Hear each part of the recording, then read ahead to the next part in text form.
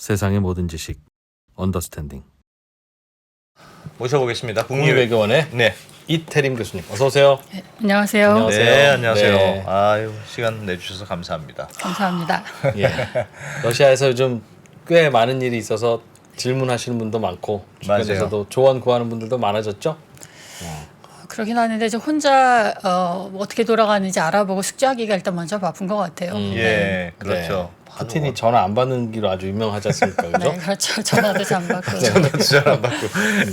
최근에 왜 프리고진 사망이라는 굉장히 네. 아주 드라마틱한 일이 있었잖아요. 네. 그래서 그 뭐 사망이 진짜냐 아니냐도 있었지만 어쨌든 푸틴이 사망했고 뭐 장례식까지 치러졌다고 외신을 통해서 봤는데 러시아 내에서의 국민들의 반응은 어떻습니까? 이렇게 프리고진을 딱 애도하는 분위기일까요? 아니면 그 푸틴한테 반항하더니 뭐 좀 그렇네. 이런 분위기일까요? 그것도 되게 중요할 것 같아요. 러시아의 여론이 어떻습니까? 네, 이번 사건. 이게 바로 이제 엊그저께 그 장례식이 있었거든요. 예. 저도 정말 장례식에 이제 국민들이 혹시 추도의 물결이라는 것이 뭐 굉장히 사회적인 뭐 그 소요 사태까지 가지 않을까 뭐 좀 이런 부분가 혹시 있을까 해서 저 좀 관심 있게 봤습니다. 근데 일단은 장례식 분위기 자체는 예. 이제 조용하게 치렀던 것 같아요. 예. 일단 무엇보다도 이제 러시아 정부에서 언제 한다는 건지 어디서 한다는 건지를 이제 급기에 붙여놓고 그 직전에 그 텔레그램, 그 프리고진 측의 텔레그램의 홍보 담당하는 사람이 예. 내일 어디에서 이제 있으니까 추모하러 올 사람은 와라라고 해서 이제 그냥 바로 직전에 알려줘가지고 예. 그리고 또 이제 그 장례가 치러지는 그 이제 그 공원 근처에서도 뭐 경계가 굉장히 삼엄했더라고요. 그래가지고 이게 무슨 특별 장례식 작전이냐라고 하는 그 조롱의 얘기까지 나올 정도로 굉장히 예. 정부가 철저하게 관리를 하면서 이제 치러졌는데, 네, 일단은 이제 거기에 이제 직접 가서 그래도 헌화한 사람들도 있지만 이제 러시아의 좀 곳곳에 또 사람들이 이제 자체적인 추모 공간을 마련해서 헌화를 하고 이런 것들이 있더라고요. 특히 이제 바그노그르 본사, 페테르부르크에 있는 거기 그 사무실 거기서도 또 이제 꽃을 갖다 회사장으로 놓은 치르겠죠.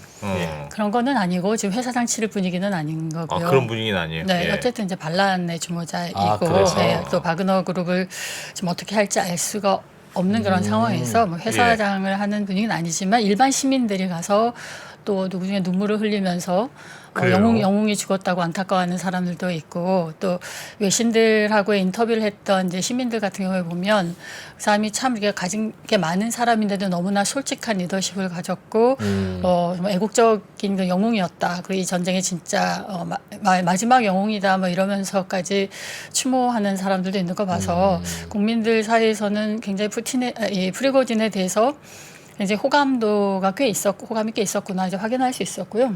그런 분위기였습니까? 원래 프리고진 인기가 좀 있는 편이었어요? 러시아 내에서? 제가 우리 이미지로는 약간 조폭 두목 같은 네. 사실 약간 그런 느낌이었거든요. 저도 그렇게 생각하기 때문에 별로 그동안 관심을 가지지 않았었는데 예. 저번에 딱 2달 전에 이번에 그 프리고진 죽음이 있기 바로 정확히 2달 전에 그 프리고진의 그 반란 사건이 있었죠. 6.24 반란 사건이라고 이제 그렇게까지 이름을 부르기도 하던데 그때 그 첫 로스토프 지역으로 입성을 했었을 때 그 혹시 화면 보셨는지 모르겠지만 그 시민들이 거리에 다들 나와서 막 압수청하고 사진 찍자고 셀카를 같이 찍자 그러고 막 수청하고 그랬잖아요. 그래서 예. 그걸 보고 러시아 전문가들도 저게 도대체 뭐지 뭐 그랬었어요.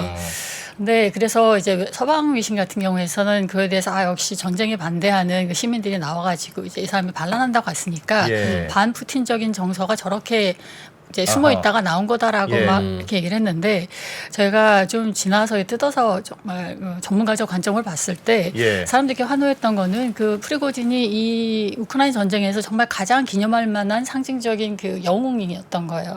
전쟁의 영웅? 네. 이번에 그 러시아 군이 뭐 작년부터 이렇게 멋있는 모습들을 못 보여줬는데 이제 그 최근 그 가장 치열한 전투라고 불리우는 바흐무트 전투가 8개월 이어졌었거든요. 그리고 또 여기가 굉장히 전략적 요충지라고 하는데 또 거기 바로 옆에는 솔레다르 이쪽도 굉장히 점령하기가 어려웠던 지역인데 그 프리고진의 그 바그너 그룹이 투입되면서 그 오랜 전투를 끝내고 그걸 승리로 이끌었거든요. 그러면서 러시아 국민들에게 있어서는 정말로 좀 이락 그 전쟁 영웅으로서 좀 떠올랐죠. 또 러시아의 그 관영 언론인들도 또 이제 좀 국민들 사기를 살리기 위해서 띄운 이 것도 사람도 있고. 띄운 것도 좀 있었고요. 네. 그래서 그때도 이제 그런 것들이 확인이 되었는데 이번에도 이제 국민들이 좀 추모하는 모습을 좀 보여줬습니다만 이제 푸틴 정권이 걱정했던 것만큼 또 일부에서 생각했던 것처럼 뭐 그것이 뭐 굉장히 어떤 사회적으로 크게 추모하는 분위기로 이렇게 커져가고 있는 것 같지는 않아요 아직까지. 네. 그러니까 푸틴 정부 입장에서는 너무 프리고진을 추모해도 그렇고 그렇죠. 너무 안 해도 그렇고 그런 상황이네요. 지금은 이제 그 프리고진이 반란을 일으키고 난 이후에는 당연히 그 관영 언론들은 손절을 했죠. 네, 손절을 했고 예. 그 프리고진을 깎아내리는 작업들에 들어갔었고 들어갔어요. 이제 바그너 그룹과 그 프리고진을 분리시키는 작업들을 상당히 진행을 했습니다. 그래서 이제 지금의 그 국민들의 추모는 정말 그 프리고진하는 굉장히 독특한 예. 그, 인물에 대한. 네, 인물에 대한 그 카리스마적인 인물에 대한 어떤 개인적 추모이고 정부 차원에서는 이걸 지금 이제 경계해야 되는 상황이죠. 더군다나 뭐 많은 사람들이 뒤에 이제 푸틴 대통령이 있다고 이렇게 생각을 예. 하고 있는 상황이니까요. 네. 그러면 그 러시아 국민들은 프리고진의 죽은 건 일단 죽은 건 확실한 거죠? 네, 그 좋은 안 질문. 죽었을 수도 있다. 뭐 이런. 좋은 질문이신데요. 예. 이제 뭐 비행기 추락 사고 소식이 막 났었을 때 예. 그때 뭐 헐들이 뭐 어마무시하게 많았었죠. 예. 그 가장 대표적으로는 자작극설. 자작극설도 두 가지로 그 중에 나눴었어요. 예. 네, 그거는 이제 프리고진이 원래 과거에도 이렇게 움직일 때 여권을 여러 개 가지고 다니면서 이 비행기 탄다고 그 탑승 등록 다 해놓고 다른 비행기 타고 이랬던 적이 뭐 늘상이었었고 예.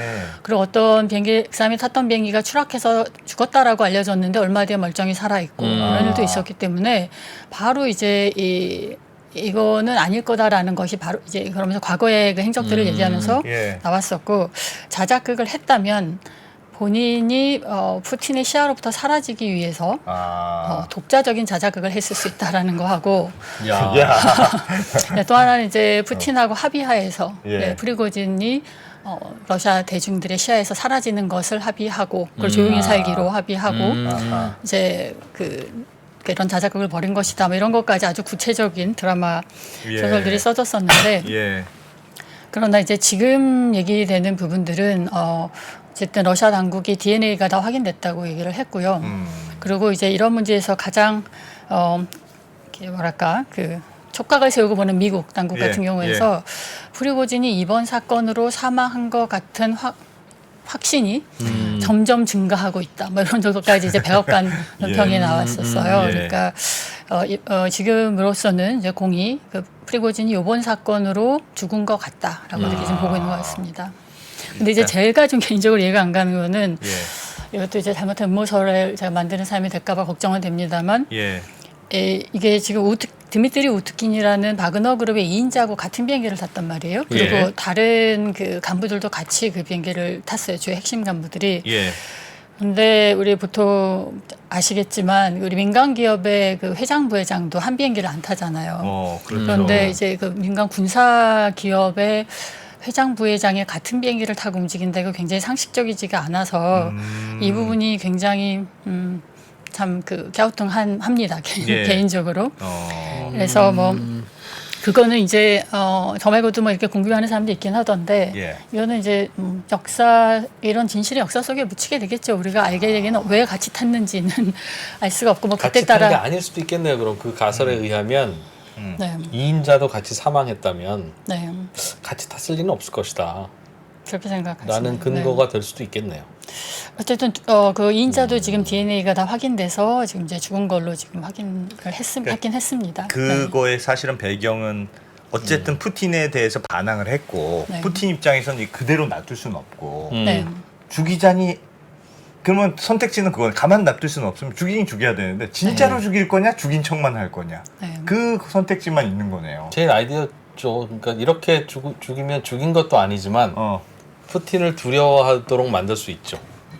그렇죠. 그게 굉장히 입장에서. 이제 예. 지금 이 사건 이게 정말 어찌 보면은 그게 뭐 정확하신 그래서 핵심을 짚으신 건데 이 사건 처음에 뭐 이게 내부 폭발이냐 미사일 공격이냐부터 해서 이게 자작극이냐 아니면 정말로 죽인 거냐까지 해서 이거 자체 다 넘어서 제일 중요한 거는 죽기로 했다.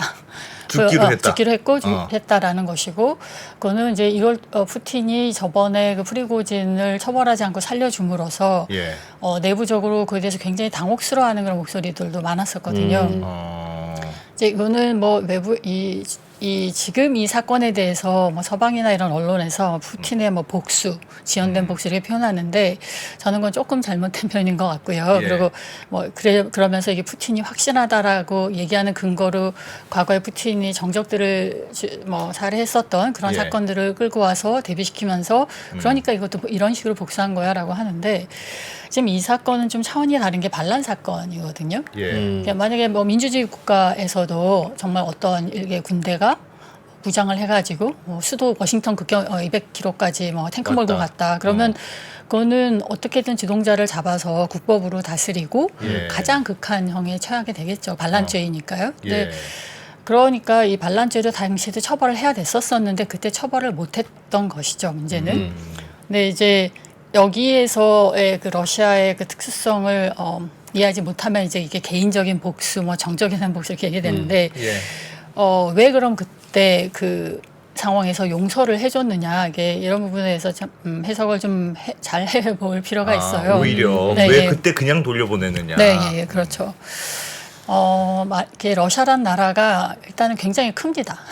크고 예. 그 안에 굉장히 많은 민족들이 살고 있고 예. 과거에도 웬만한 살만한 민족 국가들 같은 경우에는 무수한 그 분리 독립 그 예. 운동들을 했었고, 예. 그것이 우리 잘 아는 체첸 전쟁도 그것 때문에 그 10년 굉장히 10년 넘었나 하여튼 오랫동안 네. 아주 잔인한 전쟁을 치렀었고, 뭐 다게스탄이나 뭐 이런 여러 공화국들에서도 분리 독립 운동이 계속 있었어요. 그러니까 그래서 이 러시아는 항상 그 내전에 대해서 굉장히 공포를 가지고 있고, 내전을 통해서 국가가 깨지는 것에 대한 굉장히 또 두려움을 갖고 있어요. 이 푸틴이라는 만약에 지도자 입장에서 만약에 그 상황을 제가 조금 예. 이제 이입해서 생각을 해본다면, 예. 그때 만약에 그 프리고진의 그 반란군을 무력으로 진압을 했다면, 그래서 정말 교전이 발생했다면 그것이 어떤 사태로 번질지는 아무도 알 수가 없는 거였거든요. 더군다나 상대는 세계적인 그 전 세계를 돌아다니면서 엄청난 많은 전투 경험을 가진 바그너 그룹이고, 예. 그리고 이제 거기에 수장이라는 프리고진 약이 바짝 올라 있고 그런 상황에서 그렇게 싸울 일은 없었으나 어쨌든 서로 처음에 대화가 되지 않아서 교전이 붙었다면 그것이 그렇게 불붙은 게 다른 식의 내전으로 어떻게 번질지는 이제 장담할 수가 없죠. 네. 예. 그거는 사실은 러시아를 좀 연구하는 사람들은 그 상황에 대해서 거의 그렇게 좀 비슷하게 봅니다. 그렇게 하지 않았다면은 내전으로 갈 수 있었고, 푸틴 친위군이 바그너 그룹을 제압 못할 수도 있다. 제압을 했건 못했건 내전이 될 수 있는 거죠. 사람들이 서로 동족상잔에 그 총질하는 거 그 자체가. 통질하는 자체가, 그리고 그게 그 규모라든지 범위가 어디까지 커지고 얼마나 길어지게 될지는 알 수가 없는 이기긴 거죠. 이기겠으나. 그거는 모르죠. 그거는 그거는 모르겠지만 그러면 어쨌든 교수님. 전쟁 중인데 내전이 날 수가 있는 그렇지. 거잖아요. 그러면 지금의 푸틴의 체제가 생각보다 공고하지 않은 걸로 봐야 되는가요? 그러니까 예를 들면 프리고진이 반란 일으켰는데 네. 뭔가 진짜 전투가 일어났어요. 그럼 네. 그거를 일종의 그걸 시발점으로 해서 다른 내전이 일어날 수도 있다는 걸 걱정하신 거잖아요. 근데 지금은 지금 그거를 통제하지 못할 정도로 러시아 내부가 허술하다라고 보는 것보다는 지금은 전쟁이라는 굉장히 특수한 상황에 있잖아요. 예. 푸틴도 그때 그 프리고진 사태 나자마자는 아니고 조금 이제 약간 지연돼서 대국민 성을 발표했는데 담화를 발표했는데 그것도 왜 이렇게 늦게 했냐고 좀 러시아 사람들이 굉장히 그에 대해서 의문도 제기했습니다만 아무튼 그 메시지는 명확했어요. 지금 이거 우리가 이렇게 이런 사태에서 내전이 일어나게 되면 우리가 이전에 1917년대 겪었던 것처럼 외국이 개입을 해서 러시아 자체가 완전히 깨지는 또 다른 위기에 갈 수 있다는 얘기를 했거든요. 그건 러시아 엘리트들이 대부분 갖고 있는 생각입니다. 지금 전쟁 중인데 어떠한 형태로든지 내전이나 교전이 발생했을 때 외부 세력이 개입해서 지금하고는 완전히 다른 차원의 문제로 전개될 수 있다는 것에 대한 그런 일종의 그 두려움 같은 것들이 있죠. 그러니까 푸틴으로서는 그 당시 어찌됐건 이들이 총을 내려놓게 해야 됐었고 총을 내려놓게 하기 위해서는 무조건적인 사면을 얘기할 수밖에 참 없었겠구나 하는 생각이 들어요.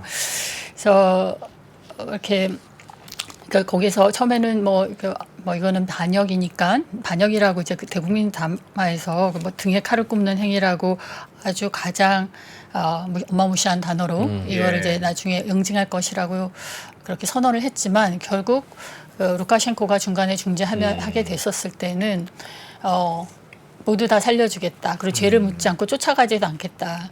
그리고 예. 선택지까지 줬어요. 뭐 러시아 정규군에 들어올 수 있다. 프리고진이 그때 벨라루스 간다고 하니까 벨라루스도 갈 수 있다. 원하는 사람은 아니면은 고향에 있는 가족에게 가도 좋다. 이렇게 하면서 일단 그들이 순순히 물러날 수 있는 어떤 퇴로를 바로 열어줬죠. 예. 예. 그러니까 이번에 그래서 그거를 그거는 어쩔 수 없는 정치인으로서의 선택이었고 예. 저도 좀 놀란 게 푸틴이 이렇게 어마무시한 그 자제력을 가진 정치인이었구나 생각이 들었는데 오히려 그렇게 보시는 거군요. 네, 많이 그렇게들 봅니다. 예. 그리고 국내에도 좀 다른 러시아 전문가 분들의 글들을 또 잘 들어보셔도 그렇게 예. 비슷하게 많이 얘기를 하시고요. 근데 다만 그거에는 또 다른 이제 역풍들이 좀 있었죠. 아까 말씀드렸던 것처럼 집권 엘리트라든지 러시아 내 어떤 강경한 입장의 구구 민족주의라든지 예. 이런 사람들 국수지단 이런 사람이 도대체 이게 뭐냐 반란을 일으켰는데 처벌이 없어. 이게 도대체 이런 정권이 국가 권력이라고 할 수 있냐 라면서 이 푸틴이 그럼 푸틴이 지금 요즘에 약해진 거야 아니면 진짜 푸틴 체제가 약해진 거야 예. 이러면서 최근 한 2달 동안 저도 뭐 러시아 여러 자유 언론 같은데 방송들을 이제 좀 쭉 듣는데 그런 얘기가 계속 나왔었어요. 푸틴이 지금 이전보다 약해진 거야 나이가 들어서 이런 식의 그랬었는데 그러나 지금 와서 돌아봤을 때 어떤 지연된 어떤 이런 상황들이 악화되지 않도록 처리를 하고 어떤 방법 이제 징벌을 했다라고도 이제 보고 있는 것입니다. 네. 상당히 계산된 의사결정으로 네. 보시는 거네요. 그러니까 그때 그냥 돌려보낸 것도 상당히 계산된. 그거는 이제 그래서 이번에 지연된 복수를 한 거다 막 이렇게 아주 단순하게 또 얘기하시면 되는데 중간에 보면 푸틴이 그 프리고진하고 와그너하고 해서 여러 가지 새로운 어떤 관계 설정을 위해서 노력했던 것들이 좀 보여요. 예. 이제 이 바그너 사태가 일단락되고 나서 조금 뒤늦게 그 크레물린군 대변인이 밝힌 게 있었는데 예. 사건 있고 5일 있다가 그 바그너 그룹의 수장들, 지휘부들하고 푸틴 대통령 면담을 했다. 예. 프리고진 빼고 프리고진하고 같이 다 같이. 예. 예. 몇 명이라 그랬더라 하여튼 몇십 명 됐었어요. 예. 했었었는데 이제 그 상황에 대해서 코메르산트라는 러시아 언론이 조금 이렇게 상세하게 나중에 이제 리크한 게 있어요. 예. 그 자리에서 푸틴 대통령이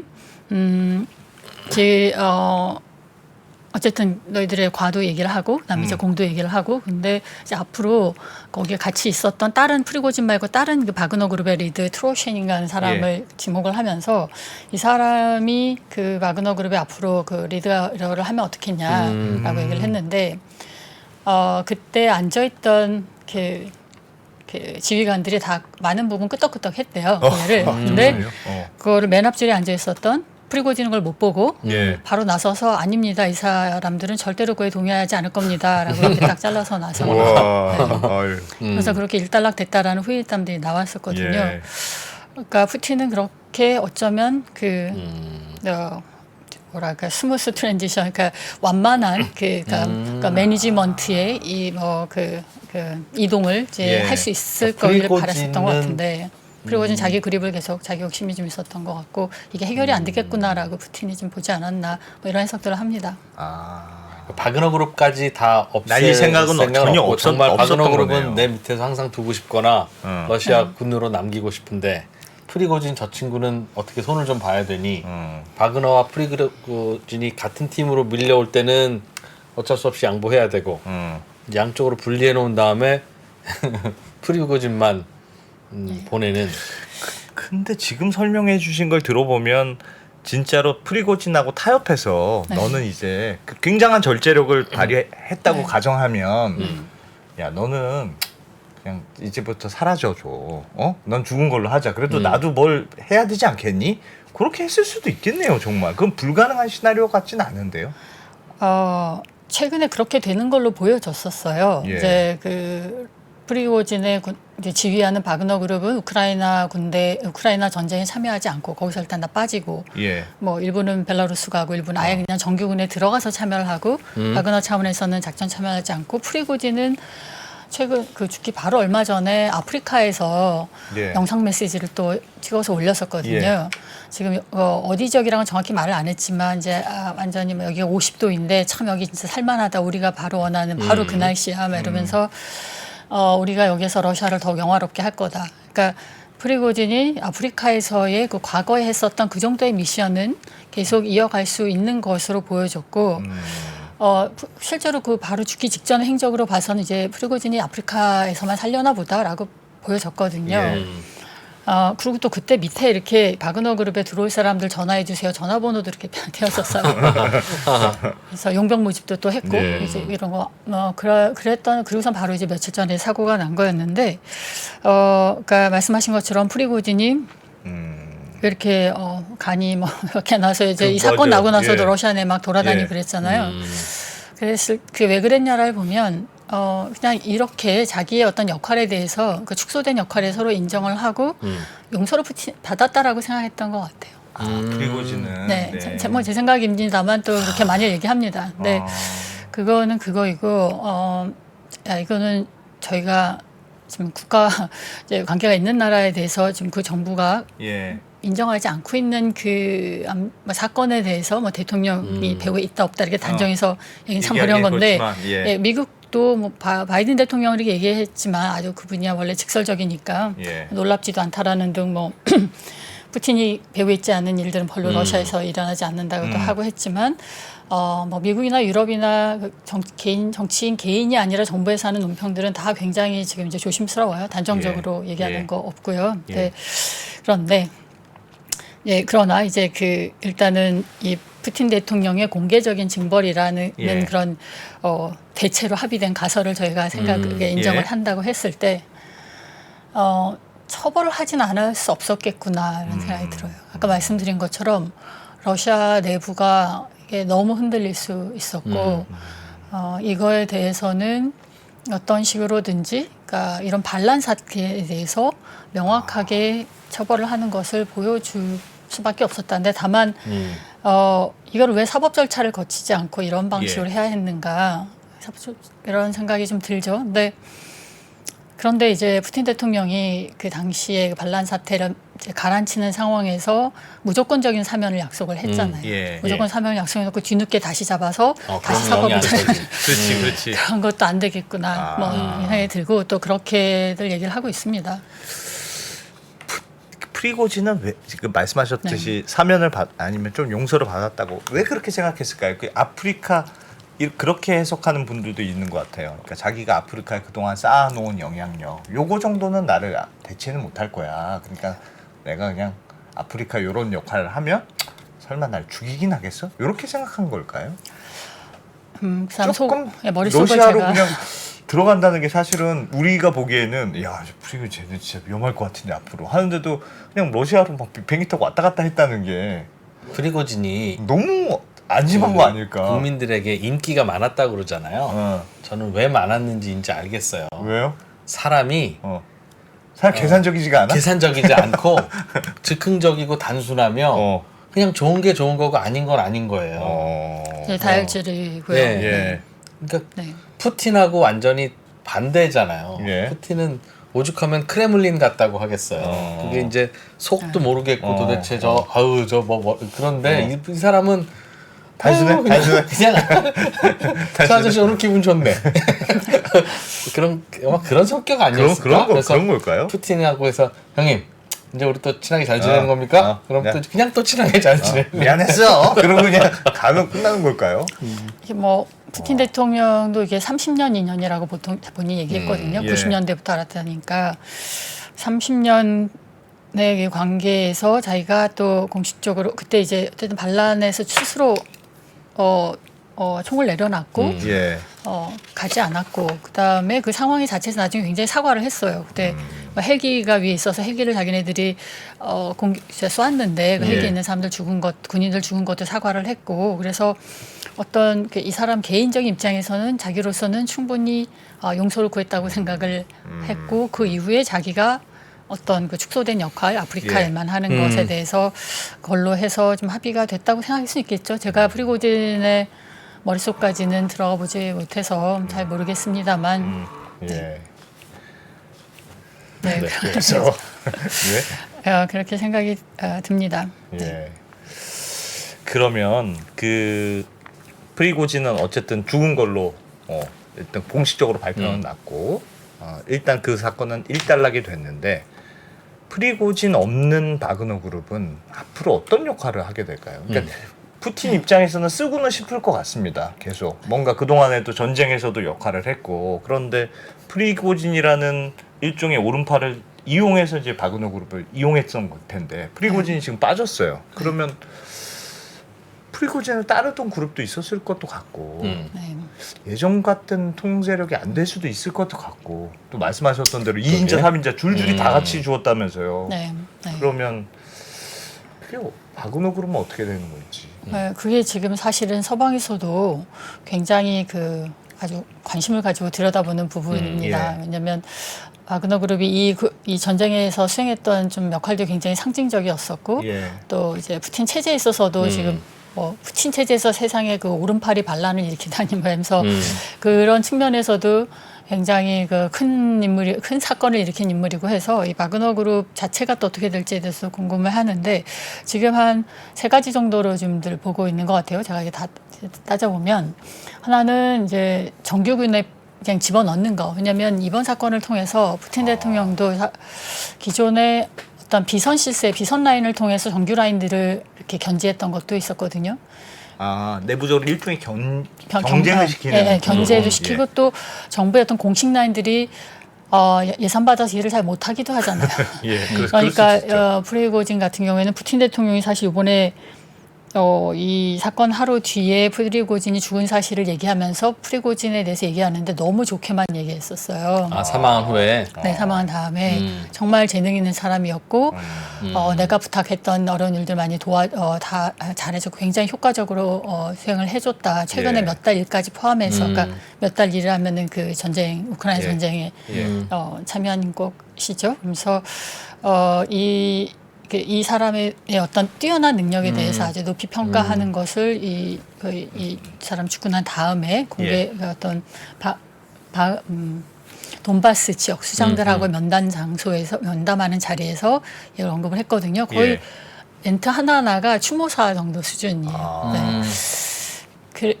그래서 이제 이렇게 좀 굉장히 개인적으로 뛰어나고 충성심도 있고 단순하면서도 이제 굉장히 로열티가 높은 사람이 일도 잘했던 거죠. 그러니까 이렇게 해서 되게 효과적으로 할 수 있는 부분들이 있었는데 문제는 이 비선 실세가 너무나 많은 역할을 주게 되면서 또 생기게 된 이런 부작용들을 이제 겪은 거잖아요. 그래서 앞으로 푸틴 후기 집권 체제에서 이런 비공식 라인들을 좀 줄여갈 것인가 이것도 이제 러시아 국내 정치를 들여다보는 사람으로서는 저희가 좀 앞으로 관심 있게 보게 되는 게 포인트이긴 한데 그런데 이제 보니까 그래서 당장 이번에 정규군에 이걸 집어넣는다라는 아이디어가 있는 건데 이제 장교군에 들어가서 이 사람들이 잘 융화될 것인가 스타일이 너무나 다른데 그러게요. 그럴 것 같습니다. 이런 문제가 있을 것 같아요. 그래서 그거 하나가 지금 선택지가 하나 있는 것 같고요. 또 하나는 기존에 있는 다른 용병 그룹들을 흡수시킨다는 건데 또 그것도 그 사람들이 들어가서 잘 융화가 될 것인가 하고 그렇게 되면 바그너 그룹이 갖고 있었던 정말 특장점들 이것들이 다 사라지는 거잖아요. 그렇죠. 그러면은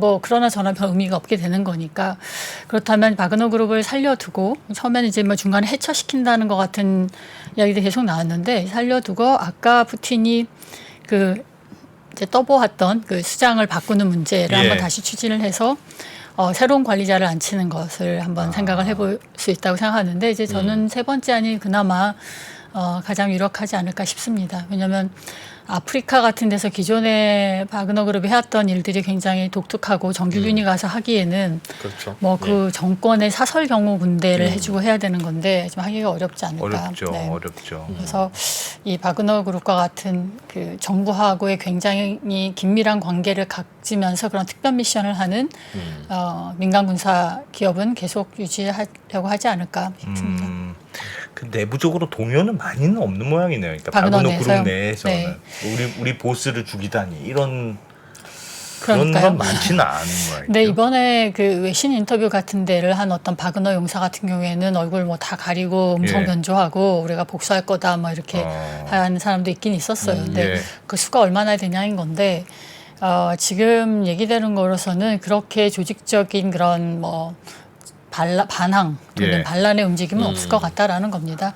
이제 기본적으로는 물론 프리고진 개인에 대해서 굉장한 로열티가 있는 사람도 있겠으나 예. 또 돈 때문에 이제 그러니까 일단 직업으로서 이제 그 용병으로서 일을 했던 사람들이 더 많은 예. 것이고 또 그 중에는 뭐 프리고진보다는 푸틴과의 국가의 퇴역 장성들이 거기에 또 많이 참여를 하고 있기 때문에 예. 기본적으로 국가에 대한 로열티가 더 높은 사람들도 있을 수도 있고요. 조폭보다는 회사 느낌이 강하군요. 그러니까 그 바그너는 그래서 누구는 이제 회장님이 푸틴이고 뭐 프리고진이 뭐 사장님이라는 얘기도 하긴 합니다만 그거보다는 이제 프리고진이 그 현장에서 어찌 보면 그 재벌이 네. 현장에서 그 탄창 메고 군복 입고 그 막사에서 자고 이러면서 굉장히 되게 그 병사들하고 관계도 끈끈했고 예. 신뢰도 많이 보여줬던 것 같아요. 그러니까 그런 면에 있어서도 국민들한테 되게 신선했을 거고요. 또 암 환자가 거기 현장에 암 환자였습니까? 굉장히 절제된 생활을 하고 하는 사람이래요. 술도 별로 안 되고. 프리고진요? 네, 네. 와. 암 환자였어요? 네, 그리고 마지막에 왜 그 사람이 그렇게까지 그 반란을 일으키고 올라갔냐는 것에 대해서 예. 그 사람은 암 환자였고 원래 잃을 게 없는 사람이었다라는 그 주변 사람들의 증언도 나오고 그러더라고요. 네. 야, 돈도 많고 돈도 많은데 암 환자인데 암 환자인데 막사에 가서 막사에 그렇죠. 가서 전장에서 같이 전장에서 똑같이 거친 밥 먹으면서 그러면서 또 한편으로는 이 러시아의 그 지금 현재 기득권 체제에 대한 부패와 무능에 대해서 굉장히 신랄하게 공개적으로 비판을 했어요. 야, 인기가 있을 수밖에 수밖에 없겠네. 없네. 있을 수밖에 없네요. 사이다였던 것이죠. 네. 사이다 발언 많이 하고. 네, 그게 이제 근데 그러면서 또 동시에 이제 솔레다르 같은 전투에서 공을 세우면서 예. 이거 다 우리가 한 건데 야. 이런 얘기들 계속 드러내면서 또 뭐 이제 탄환 안 준다고 뭐 군 수뇌부를 막 아주 험한 욕을 하면서 텔레그램에 공개 메시지로 욕을 하고 그래서 예. 굉장히 위험하다라는 얘기는 제 진작부터 나왔었습니다. 그래서 어떻게 되겠구나 이쪽이 치든 저 친구가 치든. 바그너 그룹이 그 몰려서 반란을 한 계기가 그렇다고 들었는데, 그러니까 러시아 군이 포를 쐈는데 네. 그 바그너 그룹한테 포를 쐈다. 이놈들 우리 일부러 그런 거야. 그냥 열받아서 갔다 이렇게 알려져 있는데 그건 사실입니까? 포를 쏜 거는 러시아 군이 포를 쏴서 바그너 그룹 병사들이 많이 죽은 건 사실입니까? 그렇게 프리고진은 주장을 했죠. 예. 네, 그래서 그 영상들도 막 올렸어요. 지금 예. 우리 지금 후방을 어떻게 미사일로 공격했는지를 찍어가지고 올렸는데 보니까 잘 모르겠더라고요. 근데 전문가들도 잘 모르겠대요. 땅은 파여 있는데 옆에 있는 나무들은 불이 안 타 있고 그래서 이게 올라가기 위한 명분을 쌓기 위한 자작극이냐 이런 얘기도 그때 좀 있었거든요. 예. 그러나 또 한편에서는 그 프리고진이 계속 이 불만을 이제 노골화해오다가 한번 이렇게 그 올라가려고 하는 진짜 그 모스크바로 한번 올라가려고 하는 조짐이 있었고 그래요. 왜냐면 이제 나중에 미국 정보부가 뭐 미리 알았는데 푸틴도 미리 알아놓고 거기 대처를 안 했다라는 얘기가 나중에 또 있었거든요. 예. 그 며칠 전에 그 2월 24일 며칠 전까지 올라갈 알았는데 계획을 다 미국 러시아 다 알았었다. 네네. 근데 푸틴이 알았는데 대처를 안 했다라는 얘기였는데 그때 이제 그걸 알아서 프리고진에 대한 그 선제 타격으로서의 그 후방 기지 공격이었던 것이다라고 이제 그런 해석도 좀 해석도 뒤늦게 있구나. 좀 나오고 있습니다. 와.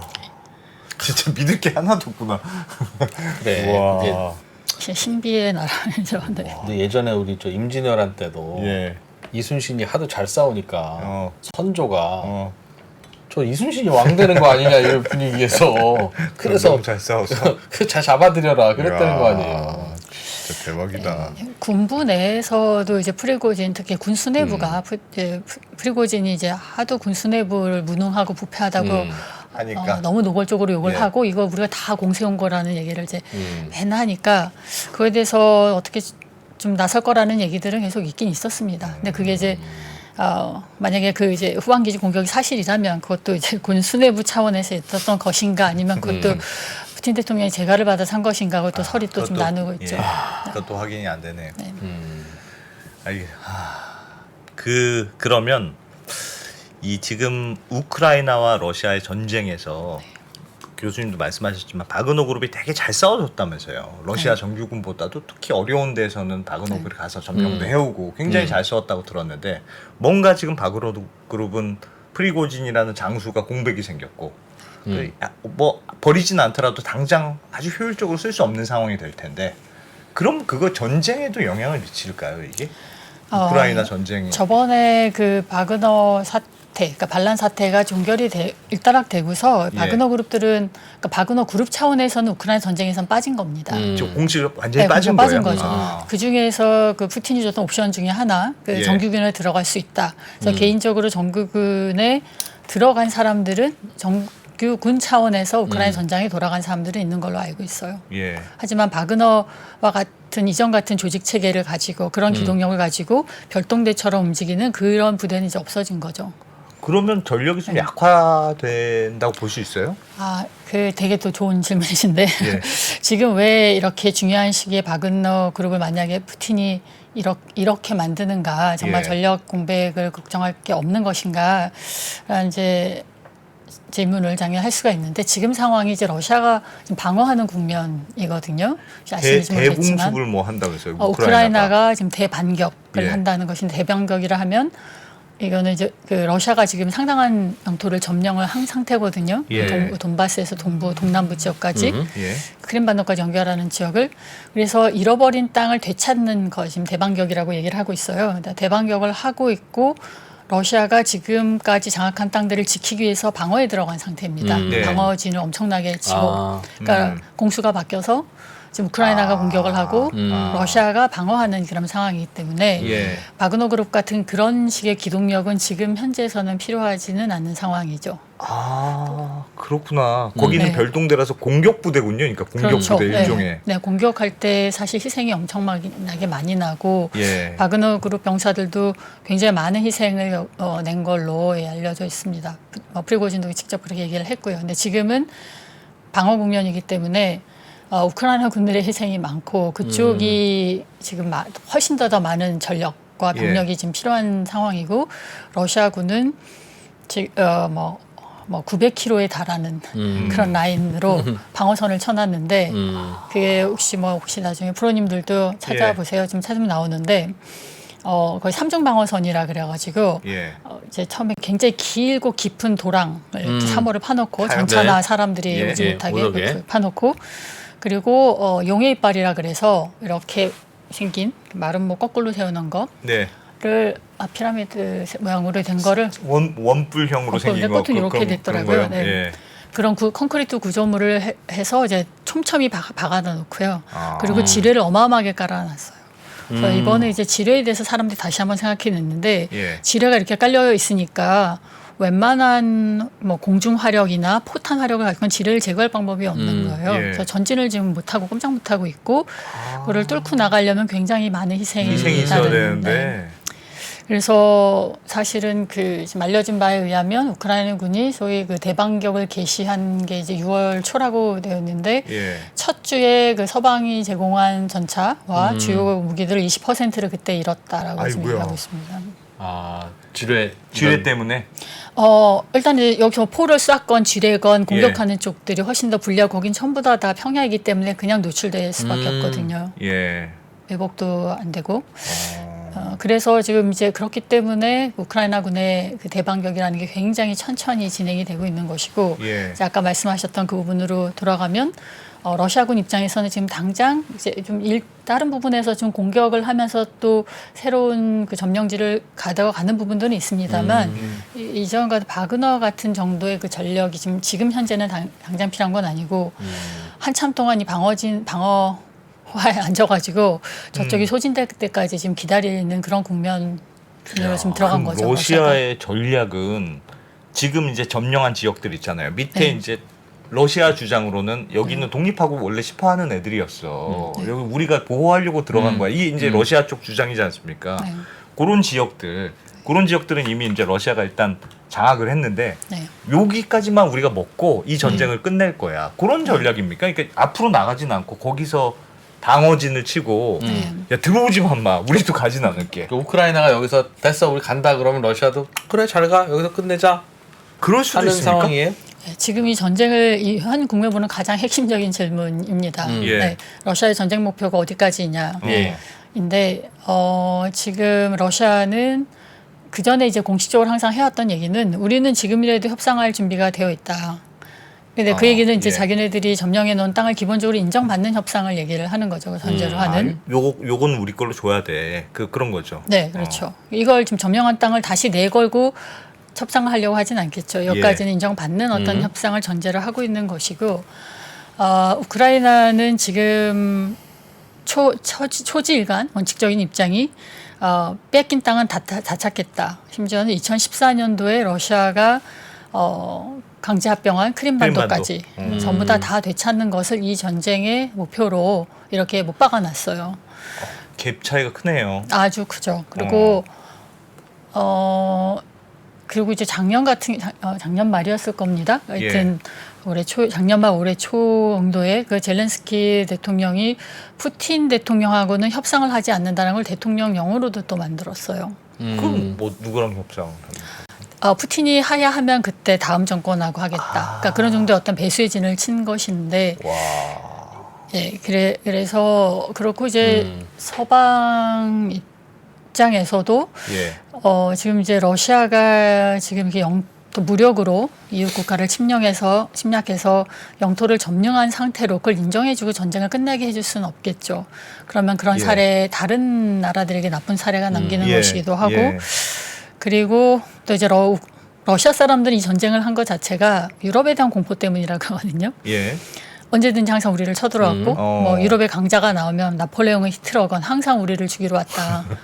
예. 그 뭐 몽골을 왔을 때도 그래서 그 편이라면서요 또 러시아는. 네, 그러니까 뭐 그렇죠. 그 지리적인 장애물이 하나도 없는 방어막이 하나도 없는 그런 곳에서 이제 무서워 못 살겠다 이렇게 큰 나라가 나라는 것이어서 그래서 이런 위성국가 옆에 뭐 버퍼존을 두고도 위성국가를 옆에다 바리바리 둬야지만 이제 좀 발 뻗고 자겠네 하는 게 이제 러시아 사람들의 그 안보 인식인 건데 이제 또 마찬가지로 유럽도 러시아가 가장 공포인 거예요. 역사적으로 계속 항상 러시아하고 그 중유럽을 두고 싸웠었고 그래서 루소포비아라 그래서 러시아를 공포하고 혐오하는 그런 사회적 현상 뭐 이런 것까지도 아예 그 막설 용어로도 되어 있죠. 그러니까 러시아가 이번에 그것 좀 처음부터 협상해주지 그랬냐라는 얘기들도 하지만 협상을 해줬었을 때 러시아가 그걸로 그칠 것이냐.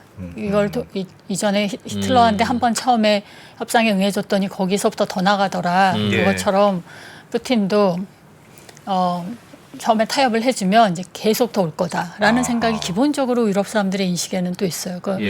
러시아에서는 자파드포비아라 그래서 서방에 대한 두려움, 또 유럽에 있는 루소포비아, 러시아된 공포 이것들의 어떤 충돌이 이번 전쟁의 또 가장 근본적인 원인 중에 하나인 거죠. 그러니까 지금 이 국면에서도 마찬가지로 유럽 내에도 협상파와 죽어도 협상 못한다는 파가 이렇게 있는 거죠. 유럽 내부에서도. 네, 그렇죠. 이번에 이걸로 끝이 아닐 것이다.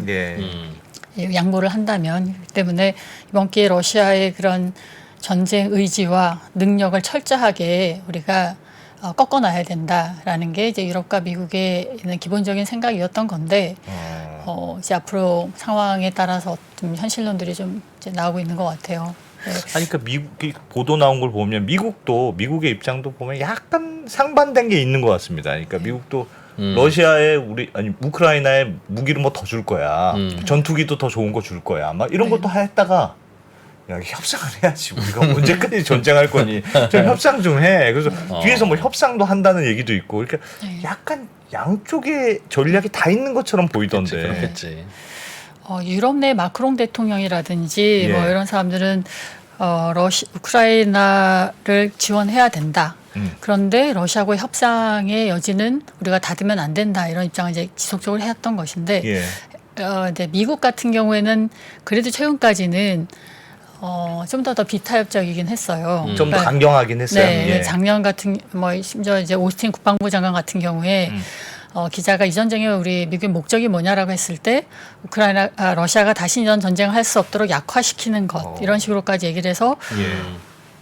조금 논란이 됐거든요. 네. 나중에 이제 그게 그런 뜻이 아니라고 수습도 하고 그러긴 했습니다만 그러나 미국 연구하시는 보통 전문가들이 그냥 상식적으로 이 부분은 얘기하시는 거예요. 뭐 그게 음모론도 아니고 미국은 이번 전쟁을 통해서 러시아를 확실히 약화시키는 것이 목적이다. 그래서 이렇게 러시아를 소진시키기 위해서 전쟁을 좀 지연시키는 것도 전략 중에 하나다라고 얘기를 하고 있습니다. 근데 이제 서로 누가 더 잘 버티나 이제 들어간 건데요. 지금 벌써 1년 반이 딱 넘었기 때문에. 근데 지금 이 시점에 대해서 아까 말씀하신 그 서방 내에서 처음으로 우크라이나가 영토를 좀 양보하고 그 대신 뭐 나토 가입을 좀 가입에 대해서 이제 가로치고 러시아와 협상을 하는 그런 안에 대해서 우리가 생각해볼 필요가 있다는 얘기가 이제 처음 나온 거죠. 협상안을 네. 그냥 협상하라고 하면 우크라이나가 반발하니까 네. 우크라이나한테도 뭘 명분을 주려면 나토 가입.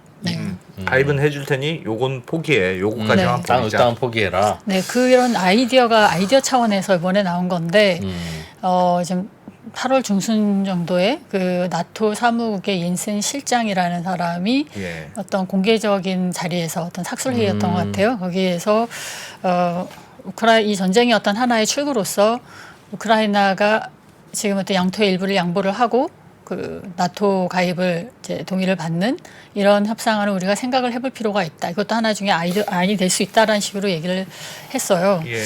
그러니까 뭐 Land for Membership Deal 뭐 이렇게 부르던데요. 이제 이게 나가고 나서 우크라이나 내부에서 뭐 즉각적으로 크게 반발을 했어요. 그리고 그러고 나서 이제 이 옌센 실장이 내가 그렇게 좀 말을 좀 잘못한 것 같다. 내가 그런 식으로 말하면 안 되는 거였는데 표현을 그렇게 한 거는 좀 잘못했고 미안한데 그러나 그것은 하나의 아이디어로서는 유효하다고 생각한다라고 이제 그 입장은 다시 한번 확인을 했거든요. 그러니까 예. 유럽 내에서 이런 영토를 안 보여주는 안에 대해서 또 나토의 고위급 인사가 공개적으로 이런 발언한 거는 굉장히 제가 보기에는 이제 하나의 큰 사건인 것 같아요. 예. 네, 그것 여기에는 물론 당연히 우크라이나 자체의 의지도 있는 것이니까 뭐 이렇게 그런 사람이 얘기했다 그래서 가는 건 아니지만 그 얀센도 얘기했던 것이 서방 내에서는 되게 다양한 안을 갖고 우리가 좀 논의를 해야 되는 거고 하고 있다라고 그렇겠죠. 얘기했으니까. 예. 예. 문제는 우크라이나를 빼고 서방 내에서 그런 논의가 이루어지지 않기를 바라는 마음이 저는 좀 있고요. 또 하나 개인적으로 좀 안타까운 거는 뭐 다른 전문가들도 안타깝다고 얘기를 하는 거는 작년에 그 키신저가 이제 지금 고령의 석학신인데 뭐 총기는 뭐 여전하시죠. 그분이 지금 다보스 포럼에선가 그런 얘기를 했었어요. 지금 이 협상을 하는 어떤 조건들을 우리가 생각을 해야 되는데 기본적으로 이 전쟁이 시작됐던 그 시점에서 그거를 디폴트를 해가지고 협상을 해볼 필요가 있다. 그러니까 그거는 뭐냐면 크림반도를 러시아가 일단은 그렇다기보다는 러시아가 실효적 지배를 한다는 사실 그리고 돈바스가 분쟁 지역이라는 그 사실을 가지고 거기서부터 협상을 시작을 해볼 필요가 있다라는 거였는데 그런 정도 아이디어만을 가지고도 그 당시에 서방 관계자들이 다 달려들어서 때리고 그랬거든요. 어디 그런 소리를 하냐고. 지금 전쟁 중에. 네. 근데 1년여가 훨씬 지나서 더 많은 희생을 치르고 나서 지금 그것보다 더 양보된 안을 이제 얘기를 하니까 그냥 좀 안타깝고 그때는 러시아가 이렇게 오래까지 그 제재 국면을 버티고 내부의 어떤 소요 사태 없이 버틸 거라고 생각을 못했을 수도 있고요. 예. 또 초반에 또 우크라이나가 굉장히 선전을 했기 때문에 네. 그런 이야기가 굉장히 섣부르다고 생각을 했을 수도 있고 그러겠죠. 뭐 이해는 합니다만 결과적인 측면에서 봤었을 때는 뭐 그렇다는 겁니다. 우크라이나 입장에서는 지금까지 전쟁을 이어왔는데 네. 그거를 국민 정서가 쉽게 그걸 땅을 좀 내주고 이제 그만하자 우리도 진짜 힘들다. 네. 쉬운 결정이 아닐 것 같습니다. 진짜로. 이제 해도 폭풍이 남고. 그렇죠. 우크라이나 뭐 어디나 마찬가지지만 거기에 또 지도부의 그 또 기본적인 이해관계 또는 또 입장이 있고 예. 또 서민들의 입장이 또 다를 수가 있죠. 그럴 수 그래서 있죠. 네 어쨌든 이 옌센 실장의 발언이 있고 난 다음에 예. 우크라이나 내에서는 영토를 영토를 협상의 대상으로 하지 않는다라는 것을 법제화하려고 법률을 좀 통과시키려고 준비를 하고 있어요. 그게 의회 우크라이나 차원에서. 민심입니까? 그러니까 의회 의회 차원에서. 의회 차원에서? 차원에서. 예. 근데 이제 민심 얘기야말로 정말 저희가 이야기가 어려운 양파 같은 것인데 일단은 지금 우크라이나가 이 전쟁 중에도 일상을 이어가는 부분들이 있어서 예. 뭐 그런 부분에 있어서는 또 평화라고 누리고 살아가는 사람도 있지만 예. 이제 지금 이 국면에서 우크라이나가 계속 전쟁을 한다면 추가 동원이 계속 있어야 되거든요. 예. 그거에 대해서는 굉장히 또 두려움과 거부감들이 있고 이 전쟁을 정말 어느 정도까지 내가 지금 힘든 상황을 언제 정도까지 얼마 정도까지 버틸 수 있을 것 같다라는 것에 대해서 여론조사 해보면 조금씩 이제 시간이 지나면서 변화가 있겠죠. 내 차례들이 변화가 있어서 이제 그것도 젤렌스키가 내년 대선을 앞두고 얼마나 지금 이런 굳건한 항전 의지를 계속 이어갈 수 있는지는 예. 이제 되게 여러 가지 변수가 있는데 그 중에 하나가 그런 민생과 민심이겠죠. 근데 어쨌든 지금 이 영토 협상안과 관련돼서는 최소한 우크라이나 엘리트 그 의회 차원에서는 그런 거는 있을 수 없다라는 것을 아예 법안으로 지금 해서 통과시키는 것을 준비하고 있어서 이건 좀 배수진을 치겠다는 기조를 좀 보여주고 있긴 합니다. 미국은 이 전쟁에서 혹시 얻고 있는 게 있다면 뭡니까? 저는 결국은 미국의 생각이 미국이 이 전쟁을 계속 끄는 게 유리하면 계속 끌 것 같고요. 끌 수 있잖아요. 우크라이나에 자꾸 무기 대주고 하면 되니까.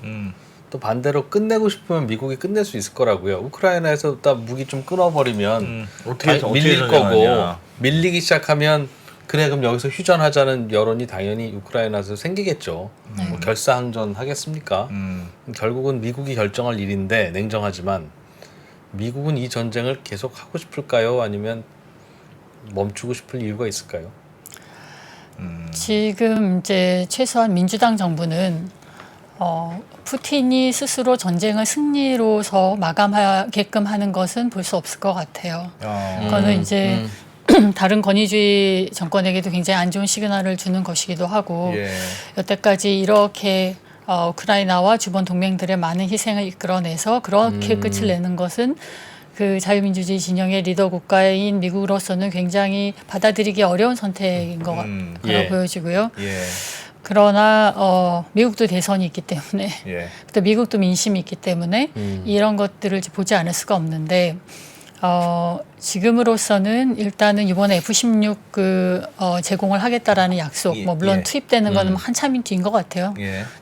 빠르면 내년 초기가 되고 있는데 그렇게 어찌 됐건 그 F-16을 훈련이 다 끝나면 제공하겠다는 원칙적인 입장을 밝히는 것 정도만 봐도 뭐 일단은 우크라이나에 대해서 장기적인 지원을 하겠다라는 그런 의지를 지금 보여준 거는 맞는 것 같고요. 그러나 내년에 지금 대선 국면이 미국에 이제 바로 접어들면서 민주당에게 이런 우크라이나 지원이 되게 불리하게 작용한다면 그 대선 레이스에서 민주당의 입장이 바뀔지 어쩔지 이거는 잘 모르겠습니다. 최근에 이제 어떤 한 미국 그 정치학자의 인터뷰를 보니까 되게 흥미로운 얘기를 하더라고요. 이번 대선처럼 그 미국의 그 국내 선거에서 그 대외 정책의 이슈가 이렇게 핫 이슈가 되는 쟁점화되는 걸 처음 봤다라는 거예요. 그러니까 우크라이나 전쟁 관련된 지원 문제인 거죠. 그것도 대선 쟁점은 중요합니까? 지금 그러니까 지금 민주당과 공화당 사이에 또 공화당 내부에서의 전통적인 공화당계와 트럼프계 사이에 우크라이나 지원 문제와 관련돼서 굉장히 이게 부딪히는 쟁점, 핫 정치 이슈가 쟁점. 됐다는 정치 민주당은 쟁점화 됐다는 어쨌든 거예요. 지원해줘야 된다. 기본적으로는 그렇죠. 자유민주를 지켜야 되고 나쁜 트럼프는 왜 독재국가에 돈 안 되는 데 가서 왜 싸우고 자꾸 있냐? 돈 쓰냐. 그러기도 하고 이제 이 계속 바이든 정부의 정책을 비판을 하면서 내가 예. 대통령 됐으면 이런 전쟁 나지도 않았고 벌써 뭐 협상을 해갖고 끝냈을 거다. 예. 그러니까 자기 예. 어떤 정치력을 발휘해서 이렇게 상황을 이렇게 악화시키진 않았다라는 얘기를 계속 해왔는데 뭐 예. 본인이 대통령이 돼서 정말 마법의 지팡이를 휘둘러서 이렇게 한 번에 모두가 만족할 만한 해법을 만들어낼지는 모르겠습니다만 네. 분명한 거는 지금 트럼프가 되면은 지금의 미국의 그 우크라이나 지원 기조는 좀 바뀔 것이다라는 거예요. 그래서 이번 전쟁의 최대의 어떤 변수가 미국 네. 대선입니다. 대선. 네, 그때까지 전쟁을 한다면 말이죠. 1년 남았습니까? 11월인가 내년 말 아닌가요? 네. 1년 좀 넘게 남았네요. 아휴. 아이고야.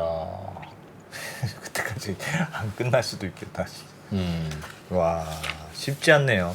러시아의 입장은 그러니까 아까 전에도 이제 요 정도까지는 일단 마지노선으로 생각하는 것 같고 지금 확보한 러시아 입장에서 지금 확보한 그 지역들 요거 정도는 우리가 일단 무조건 디폴트로 가져오는 게 목표야라고는 생각할 텐데 잘 버티고는 있다고는 말씀하셨지만 러시아 내부에서도 이제 전쟁 좀 그만하자 그런 지겹다는 여론은 많지 않습니까? 하여튼 외신에 나오는 거 보면 국민들은 상당히 여전히 푸틴에 대해서 매우 지지한다라고는 네. 나오던데 상식적으로 조금 이해는 안 가요. 그렇죠. 많이 이해가 안 가죠.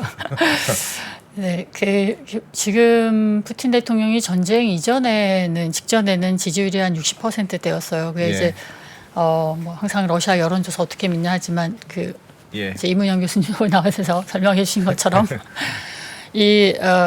여기서도 그 독립 여론조사 기관이 있고 예. 거기에 심지어 이제 거기에서 뭐 외국인 에이전트라고 해가지고 그게 낙인까지 찍혀 있는 곳이거든요. 그래서 그리고 또 그 추이를 보게 되면 그때 현안들을 그대로 반영을 하고 있어요. 그러니까 예. 전쟁 나기 직전에 60%였었는데 전쟁 나고 난 다음에 이제 80%대를 가는데 60% 우리가 많다고 생각하겠지만 민주국가에서는 이런 정치적 경쟁자가 20년 넘는 그런 체제에서 60%는 굉장히 낮은 거거든요. 다음에 집권을 하려면 굉장히 많은 무리수를 둬야 되는 그런 것이죠. 그러니까 뭔가 여러와 같은 국민들의 환호 속에서 다시 독재니까 네, 해야 되는데 60%는 참 위기 국면이었죠. 그러니까 그런 것까지 되게 냉정하게 보여졌었어요. 예. 그리고 어찌됐건 전쟁 나면서 이제 그 지지율이 80% 넘었고 전쟁을 지지하는 그런 여론도 지금 여전히 한 75% 안팎이에요. 예. 다만 이제 좀 시간이 길어지면서 평화 협상도 좀 해야 된다라는 여론도 좀 올라가긴 했습니다만 여전히 그 여론 조사가 이렇게 나오고 있는데 물론 전쟁 기간 중이라서 좀 정부가 기분 좋지 않을 대답을 할 사람들은 회피를 하는 이런 부분들을 좀 감안을 한다 하더라도 예. 여전히 지금 러시아 내에서의 그 지금 현 체제에 대한 지지는 문제가 없다라고 전체적으로 보고 있습니다. 거기에 가장 기본은 이제 경제죠, 경제. 경제가 생각보다 잘 버틴다. 네, 그렇죠. 그러니까 이 전쟁은 정말 한마디로 정리하자면 우크라이나가 그 어마어마한 골리앗을 대상으로 전장에서 생각보다 잘 버텼고 러시아가 세계 사상 초유의 서방의 제재에서 예. 생각보다 너무 잘 버텼다라는 그렇게 둘 다 잘 버티는 네. 거네요. 네, 원래 한 러시아 경제가 지난해 올해 초면 굉장히 크게 무너질 거라고 다들 예상을 했었거든요. 예. 근데 지금 올해 GDP가 우리 한국은행에서 6월 달에 나온 거 보니까 9위가 됐더라고요. 예. 보통 전쟁 전에는 러시아가 11위, 12위 했거든요. 그래서 전쟁 나고 GDP가 그런 건 뭐며 그리고 이제 환율도 그동안 굉장히 잘 막아왔는데 최근에 예. 이제 좀 환율이 달러당 100으로 좀 위기가 왔습니다만 뭐 이것도 사실은 뭐 루블로 재정 운영해야 되는 러시아 당국 입장에서는 아직은 이제 나쁘지 않다라고 하고 있고요. 근데 이제 이런 거는 기본적으로 러시아 가진 게 많은 나라에서 그런 것 같아요. 2차적으로 이제 원자재 가격이 너무 올랐어요. 그러니까 이제 뭐 러시아뿐만이 아니라 브라질, 오스트리아 같이 원자재 수출의 큰 비중이 차지하는 나라들은 다 이제 GDP가 이제 최근에 성장을 했더라고요. 그래서 원자재 가격이 떨어진다면 좀 그거는 이제 다른 여파가 있겠죠. 네. 그렇지만은 지금 이 원자재 가격 상승의 그런 이익을 보고 있는 거랑 그렇게는 볼 수 네. 없습니까? 그 어쨌든 미국이 러시아에 대해서 상당한 제재를 했는데, 네. 그러니까 어떻게 보면 막 인출도 못하게 하고 네. 아예 거래 관계를 끊어버린 정도의 제재를 한 건데도 러시아가 물론 석유는 납니다만 그걸 또 큰 문제 없이는 하여튼 팔긴 팔았단 말이에요. 그렇죠. 대놓고 네. 팔지는 않았죠. 그 말은 미국의 제재라는 그 시스템이 네. 생각보다는 러시아가 잘 버텼다고 볼 수도 있지만 미국의 시스템이 잘 작동하지 않는 그런 또 다른 블록들, 요즘 말하는 러시아, 중국 뭐 좀 나머지 미국을 싫어하는 나머지 나머지 국가들. 세계라고 얘기하는 예, 그런 국가들끼리 네. 좀 잘 단결이 돼서 그런 거 아닐까? 그럼 앞으로도 미국이 뭔가를 네. 제재했을 때도 그나마도 또 다 마찬가지로 난 미국이랑 안 하고 난 중국이랑 러시아랑 뭐 이렇게 거래하면 되겠네. 이번에 그 사실 그 대러 제재 관련돼서 서방의 많은 곳에서 이게 제재 무용론 얘기까지 좀 많이 나오긴 했어요. 예. 그리고 그 석유 구매와 관련된 거는 제재 대상이 또 아니에요. 다만 이제 서방 내에서는 원유 상한가라는 걸 우리끼리 약속을 지켜서 예. 60불 이상은 절대 우리 사주지 말자. 예. 그렇게 담합을 한 거죠. 구매자들끼리의 예. 가격 담합을 한 건데, 그러나 어쨌든 그렇게 할인된 그 시장적으로도 할인되니까 중국이나 인도 같이 제재 참여할 생각이 애초부터 없었던 나라들은 굉장히 유리한 상황이 돼서 예. 지난해 올해 뭐 어마어마하게 많은 원유를 사서 쟁여놓은 상황이고요. 예. 그리고 뭐 그 이외에도 뭐 지금 그림자 선박이라 그래서 공해상에서 만나가지고 러시아 원유 사서 이렇게 서방의 제재는 피하고 싶지만 그래서 지키고 싶진 않지만 그래도 싼 원유는 사고 싶은 여러 많은 그 상술이 좋은 선단들이 나타나서 이제 그런 쪽으로서 굉장히 원유가 더 많이 팔렸다고 하고, 예. 그러니까 예. 러시아가 또 비료가 수출 1위 국가예요. 그러니까 러시아가 비료 수출 안 하겠다라고 하면 당장 큰일 나는 나라들이 너무 많아요. 밀도 그렇고요. 그러니까 이 나라로 하고 해서 계속 거래를 해야만 되는 그 세계의 어떤 경제, 말 그대로 식량과 에너지의 되게 큰 공급국인 거예요. 하면 유리하고 안 할 수도 없는 그런 상황. 그러니까 기본적으로 가진 게 많은 나라이고 근데 이걸 계기로 아이러니하게도 딱 그 프랑께서 말씀하신 것처럼 서방의 이 제재가 이런 식으로 그 한 나라의 경제를 이렇게 압박하는 식으로 이렇게 시스템으로 이렇게 너무 심하게 작동을 하니 우리가 새로운 별도의 시스템을 좀 구축해 보자라는 예. 것들에 대한 생각들도 오히려 더 많아지게 된 계기가 오히려. 우크라이나 전쟁인 것이죠.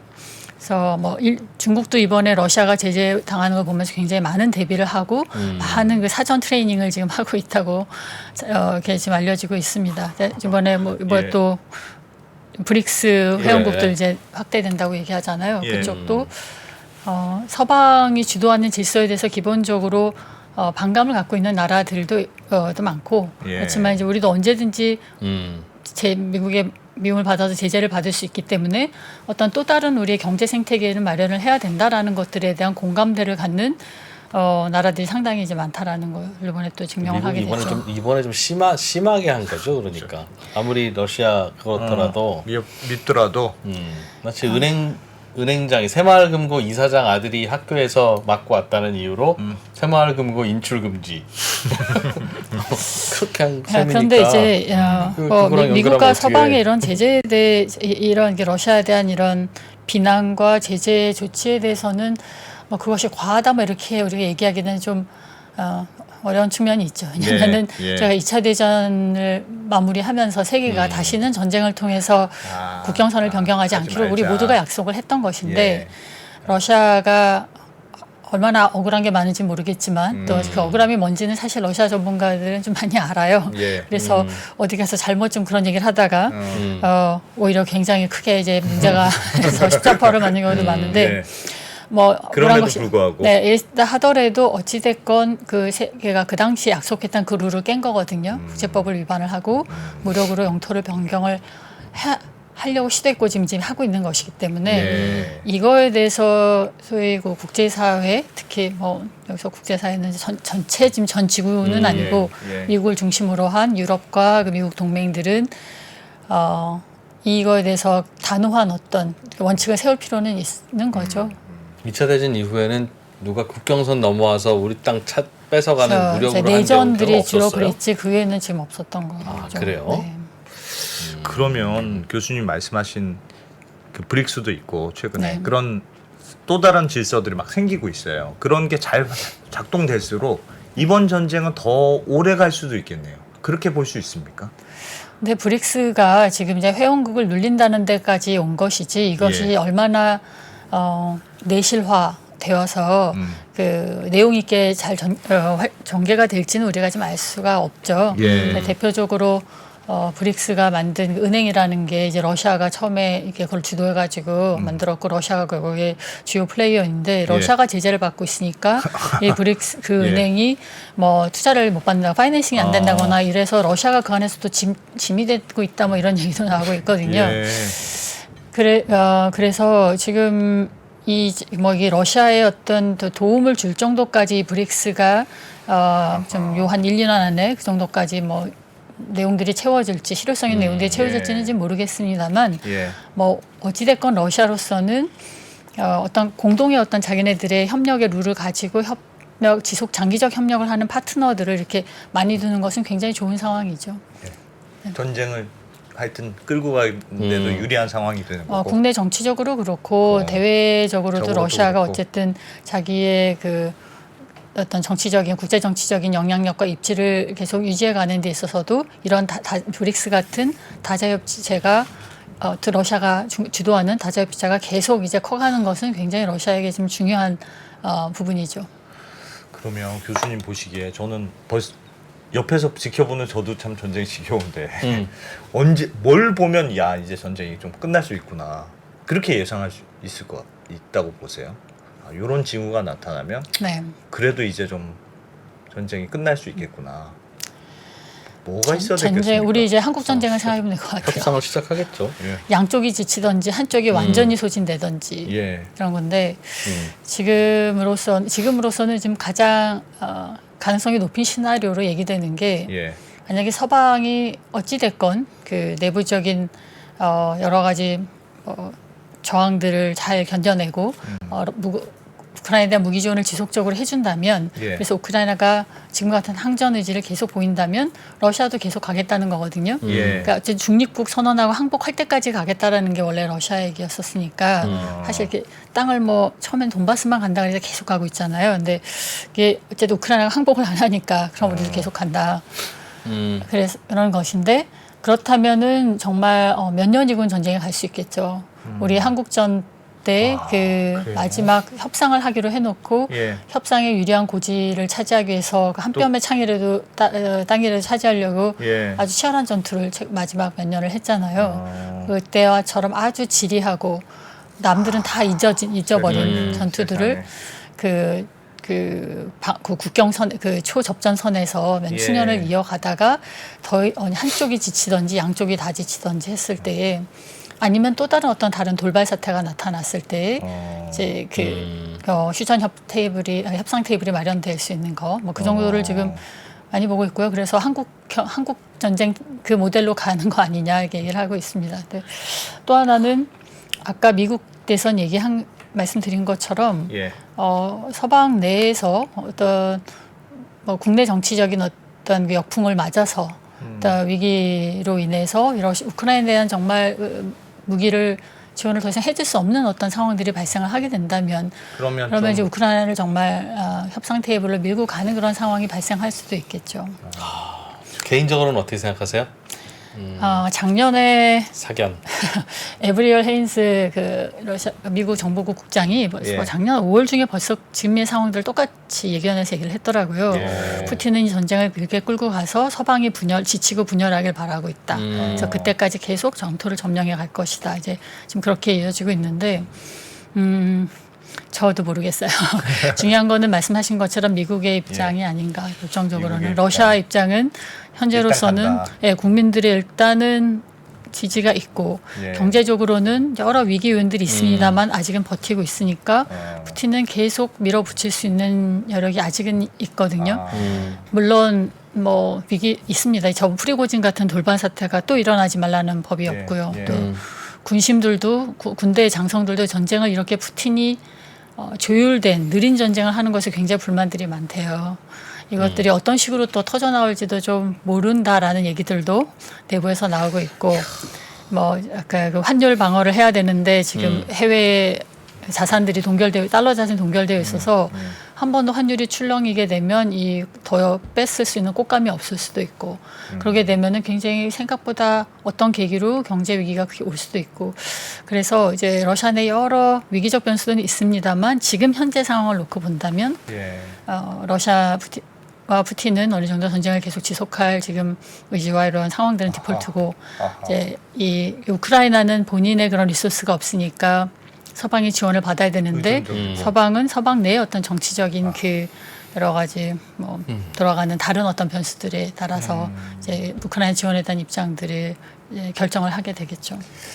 요즘 시간 많이 없는데 딱 하나만 네. 더 여쭤보면 중국이 요즘 경제가 어렵다고 하잖아요. 네. 근데 중국이 왜 보면 사우디하고 뭐 이란도 그렇게 사이 안 좋아도 니한테 화해 이래서 손도 작게 하고 요즘 중국의 외교력이 장난이 아닌 것 같은 네. 느낌인데 뭔가 이 전쟁에서도 중국이 혹시 무슨 역할을 할 수는 없습니까? 그럴 니즈는 없을까요? 네.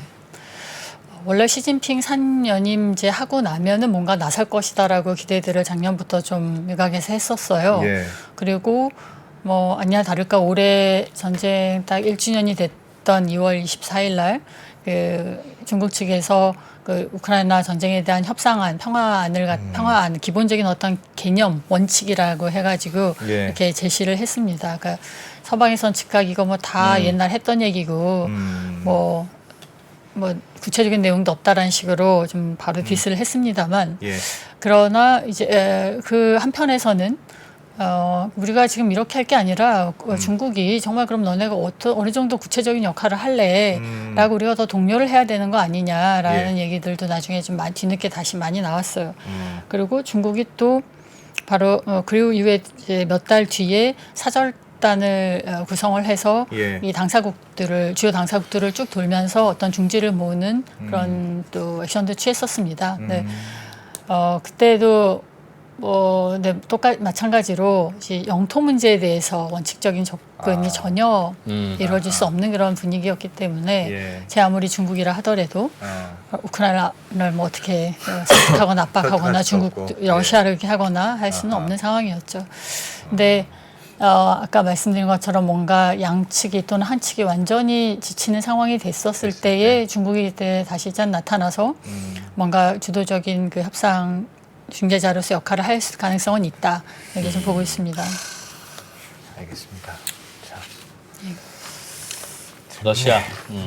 미국의 생각이 중요한 것 같기는 한데 예. 미국도 선거 전에는 결정을 잘 안 하려고 하겠죠. 네. 치열한 뭐 대선 판도가 거기도 51대 49니까. 예. 예. 알겠습니다. 우크라이나 또 무슨 마음인지는 알겠는데 세상이 우크라이나 좋을 대로 결정이 돼서 그들도 좋을 이유가 뭘까 생각해 보면 냉정한 결과가 또 있지 않을까 하는 생각도 드네요. 아휴. 참. 그러게요. 자, 네. 러시아 우크라이나 전쟁 네. 그리고 프리고진 사태의 의미, 푸틴 체제 어떻게 될지 너무 재밌었습니다. 거의 무협지 진짜. 한 편 읽는 것 같은. 이런 거 좋아하는구나. 완전 저는 빠져들었습니다. 오늘 안 예. 기자님 그 질문이 아주 미쳤다고. 이태림 교수님 아주 좋은 외교. 말씀. 예. 큰 그림에 대해서 많은 인사이트를 받았습니다. 예, 조금 저희 또 질문이 또 쌓이면 한 번 더 모셔서 여쭤볼게요. 어떻게 해요? 여쭤볼 분이 많지 않아서. 예. 고맙습니다. 오늘 시간 내주셔서. 네, 네, 영광일 것 고맙습니다. 같습니다. 감사합니다. 네, 감사합니다. 네.